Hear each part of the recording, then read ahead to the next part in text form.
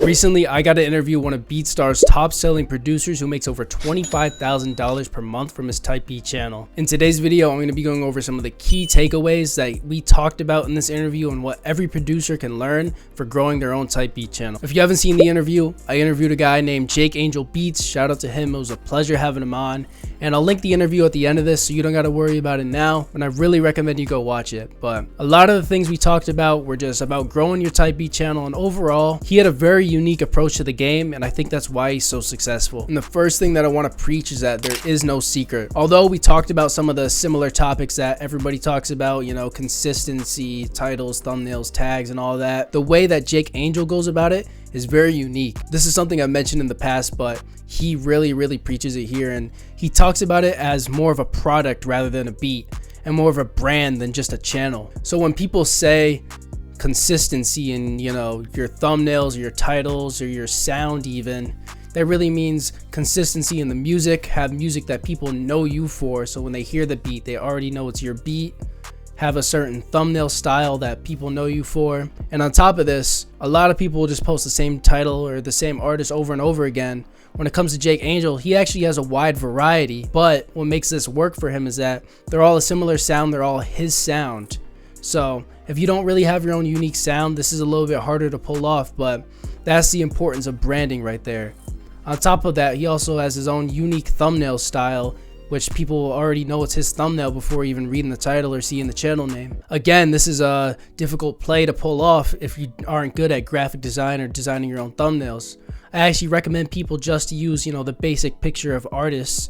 Unless you're really good at designing your own thumbnails, that's a different story. But the gist of this section is there is no secret. It's the same stuff we've been talking about for years. It's just the different mindset of having it more business-based, product-based, and brand-based. The second thing I want to talk about was that he had prior music experience before going into the Type B game. This isn't necessary, but I have a point here. In the interview, he said he had years of theory experience before going into beats, which means he automatically was just making pretty good music from the start. Obviously, maybe not right in the very beginning, but it gave him an advantage over most, because a lot of people don't know anything about, you know, chords or music theory or just making melodies in general. It seems to be a weak point for a lot of producers. What I want to preach in this section of the video is that good quality music sells.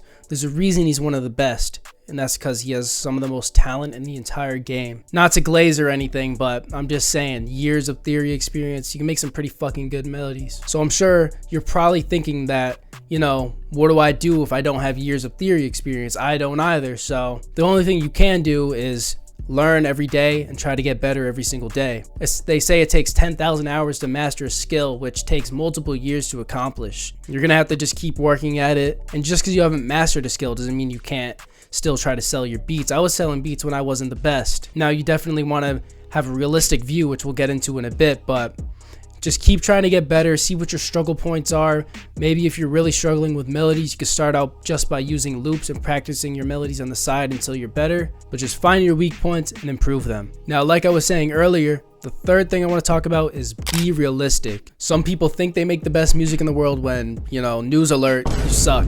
Now, how do you avoid that? You just have to be realistic. Something Jake Angel did was he compared himself to the top producers and tried to mimic the mix of their beats to try and keep the same quality. And in the beginning, it didn't work out well. You'll see that if you watch the interview. But later on, through practice and getting better, like I talked about in the last section, see this all kind of ties together, is that eventually he got better and was up to par with those top-selling beats, which then made him a top-selling producer.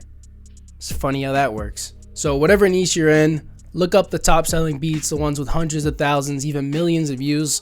See what they're doing differently from you and try to mimic them. I'm sure you've heard the quote, good artists copy and great artists steal, so you're going to have to take a little bit of inspiration from them if you want to be the best. We don't have to reinvent the wheel here. I heard someone else say that, and it's really just a simple game. The final thing I want to take away from this interview is that you have to go in with the intent of not making money for 6 months. That's advice that Jake Angel gave, and I really do think that is true.